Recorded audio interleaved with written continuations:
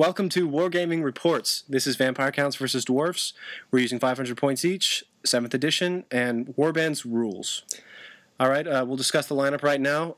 From left to right, on the Dwarves side, Jay's playing Dwarves. Go ahead, Jay. Alright, I picked 9 Thunderers with shields in full command. And next, I placed them behind a little rock wall, granting them hard cover. Then I picked 7 warriors with great weapons in full command. I placed my runesmith in with the warriors as my general. He has a great weapon, and he also has the master rune of balance, which gives me the ability to steal a power die from my opponent and give it to my dispel dice pool. Then I placed 8 warriors as rangers with great weapons with full command deployed behind the Vampire Counts line. For Vampire Counts, I have on the right there 12 zombies with the standard bearer, and then left of that I have 15 zombies with the standard bearer. Next is 12 skeletons with the standard bearer, then 7 graveguard with a standard bearer, and a vampire leading them right there. He has Raise Dead, which is cast on a 5+, and if it succeeds, I can basically raise a unit of, D3 plus 4 zombies, 1 inch away from an enemy and 12 inches from the vampire. Next is a necromancer. He's my general there in the back, and he has Invocation of Nehek, and that is cast on a 4+, and basically, if it succeeds, I can gain wounds equal to how much I roll. Lastly, I have 4 crypt ghouls, just in the back there. Before we get started with combat, I have to mention we have a special piece of terrain in this battle. I custom made a rune stone, and we developed some special rules for it. Any caster within 6 inches gains an extra power die, and in the case of dwarfs, runesmiths and rune lords within 6 inches gain an extra dispel die. The characters have to be within 6 inches in order to get the extra power die or dispel die. We rolled off, and I won the roll to place it. I placed it near my line, so my runesmith was in range at the beginning of the game. Alright, round 1. I declared no charges with the dwarfs. I had my warriors advance, and the rangers advance from behind the hill, behind the Vampire Counts line. For shooting, my thunderers shot the skeletons and took out half the unit. Alright, Vampire Counts' turn. Graveguard and skeleton advance towards the warriors. My zombies advance towards the thunderers, and the necromancer follows that. My crypt ghouls in the back wheel and move toward the rangers, but they're still avoiding line of sight of the thunderers. They're probably still out of range too. In the magic phase, Jay's runesmith gets a dispel die from the runestone, but none of my casters are in range of the runestone, so I don't gain that benefit. I tried to Nehek with my necromancer, but that was dispelled, and my vampire tried to Nehek the skeletons, but that was also dispelled. So that pretty much ended my turn, so we're going to round 2 with the dwarfs. I had my warriors charge as a graveguard, put 3 in base contact. They passed their leadership from the fear-causing graveguard and vampire. The runesmith is now out of range of the runestone. The rangers advance toward the rear of Vampire Counts, and they keep the crypt ghouls in front instead of on their flank. In the shooting phase, my thunderers fire at the zombies and deal 6 wounds. In combat, my warriors dealt 3 wounds to Graveguard. Vampire dealt 2 wounds back to my warriors, but none of the Graveguard could hit my warriors. In combat res, the Graveguard crumbled by 2 onto Vampire Counts. Alright, in my turn, my skeletons charge the warriors, and I can only fit 1 in base contact. His warriors don't have to take a fear test, however, because they're already in combat. Next, my zombies just advance towards the wall, and my other zombies kind of advance toward the thunderers, but then they turn towards the warriors' flank, and they advance a little bit more. My necromancer follows them, and gets in range of the runestone and out of sight of his thunderers. In the magic phase, my vampire Neheks the graveguard, but that's dispelled. My necromancer tries to Nehek the graveguard, and it's also dispelled. In combat, my skeletons do no wounds, but the vampire does 2 wounds to the warriors. That caused 25% casualties, but we checked the rules, and 25% casualty rule doesn't affect anything in close combat phase, only the other phases like magic and shooting phase.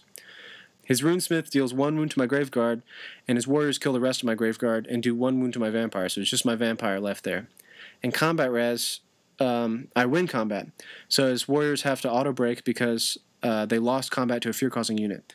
They flee 5 inches. My vampire pursues and catches them, so his warriors are completely destroyed. His general's lost. His thunderers flee 4 inches because they failed their leadership test from the general dying. But the rangers remain composed. My vampire, however, is no longer in range of the runestone because he pursued away from it. But my necromancer is still in range. Alright, round 3 for dwarfs. I had my rangers charge the crypt ghouls.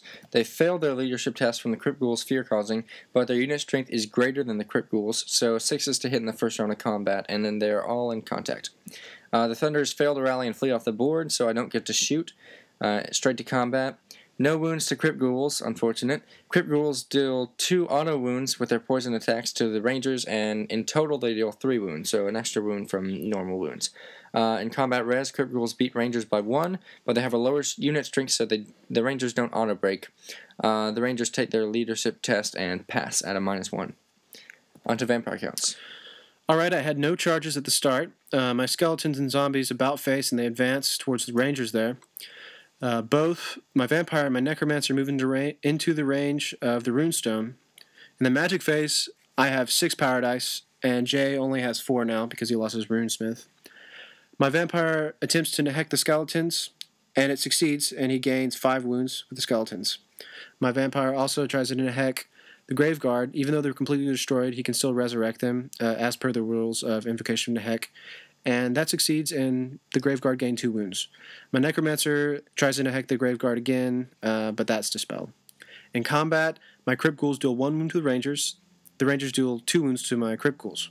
So I lose combat res and crumble 3 Crypt Ghouls. That's the remainder of my Crypt Ghouls. So no more Crypt Ghouls there. Round 4 for the Dwarfs. Alright, I declared no charges. All I could really do was reform to face the incoming skeletons. I did put throwing axes on my Rangers, but they can't throw them after the reform, although they were within range. On to vampire counts. Okay, my skeletons charge his Rangers. My zombies attempt to charge, they fail, so they only wheel and advance a little bit. His Rangers pass their fear test and they hold from the charge. The zombies in the back do an about face and they advance towards the Rangers. My Graveguard advance forward, keeping the vampire in range of the runestone. In the magic phase, my vampire nehecks the larger unit of zombies and they gain 6 wounds. Then he attempts to raise dead, but that's dispelled. My necromancer nehecks the Graveguard and they gain 3 wounds. In combat, the skeletons have 2 in base contact. Skeletons, they do no wounds to the Rangers, but the Rangers wound 1 skeleton. In combat res, however, the Rangers lose. So they auto-break because they lost to a fear-causing unit. They flee 7 inches. My skeletons, of course, try to pursue, but they can't catch the 7-inch difference. Round 5 with the Dwarfs. All I could do was rally and face the skeletons. Alright, my skeletons charged his Rangers again. They again pass their fear test. And we have 2 in base contact each. My zombies march forward, Vampire and Graveguard march forward, leaving the range of the runestone. But my Necromancer is still in range of the runestone. My other zombies unit advances. In the magic phase, my Necromancer nehecks the skeletons, that's dispelled. My Vampire raises dead, that's dispelled. And he nehecks skeletons, and that fails, so no magic. In combat, skeletons deal 1 wound to the Rangers, and the Rangers deal 3 wounds to the skeletons. We're tied in combat resolution, but the Musician causes the Rangers to win. However, I don't have to crumble, because Musician doesn't add a point to combat res, it just breaks ties. Round 6 for the Dwarfs. Alright, we skip straight to combat. The skeletons have the same initiative as the Rangers, but they do strike first because the Rangers have great weapons.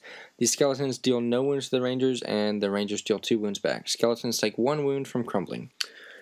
In my turn, my zombies charge as Rangers. I have 2 in base contact, I think that was all I could fit. My other zombie unit advances, and so do my Graveguard. In the magic phase, my Necromancer nehecks the skeletons, and they gain 2 wounds. And then he tries to do it again, but that's dispelled. The Vampire attempts to raise dead, and that succeeds. So I place 6 zombies, those are actually zombies, behind the Rangers. In combat, I do no wounds to the Rangers, but he does a wound to the zombies and 2 wounds to the skeletons. He still loses combat res, however, just because I outnumber and other things. So he has to auto-break, and he flees into that raised dead unit that I put up right behind him, so he's destroyed. Now we're going to wrap up, count up victory points, and talk about strategies. Alright. Victory points. The Vampire Counts get 500 points for destroying the Dwarf army. They got 2 standards, 2 table quarters, and they slayed the Dwarf General, so that's a total of 1,000 victory points. The Dwarfs got victory points for the Crypt Ghouls, and they got victory points for half of one of the zombie units and the skeleton unit. That was more than a 500-point difference, so the Vampire Counts massacred the Dwarfs. If the 3 wounds hadn't been dealt to the skeletons by the Graveguard in close combat with warriors, the Dwarfs might have achieved victory in this battle.